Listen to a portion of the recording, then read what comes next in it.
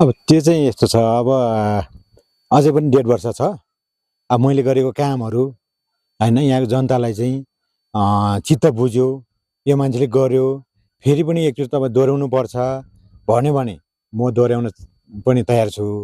यदि ठिक छैन, अब यो दानबहादुर भन्दा अझ अर्को राम्रो मान्छे हामी ल्याउँछौँ, अर्को मान्छे हुनुपर्छ भन्यो भने मलाई फेरि यतिमा चित्त पनि बुझाउँछु म, होइन।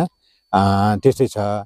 र उहाँहरूले पहिलाको चुनावमा पनि मलाई एकदम बहुमतै दिएर जिताउनु भयो होइन। यहाँ अहिलेसम्म 200 मतले वडामा अगाडि भनेको कोही पनि यहाँ जितेको थिएन। 200 मतको मतान्तरले हामी जित्या हौँ। र त्यो माहौल हेर्दा, त्यतिखेरको भोट आएको देख्दा मलाई आफै पनि खुसीले नै मेरो आँसु झरेको थियो क्या। किनभने यहाँको जनताले म त एउटा एसएलसी 47 सालमा एसएलसी दिएपछि म बाहिर हिँडेको, मलाई त्यति चिन्जान राम्रो पनि थिएन।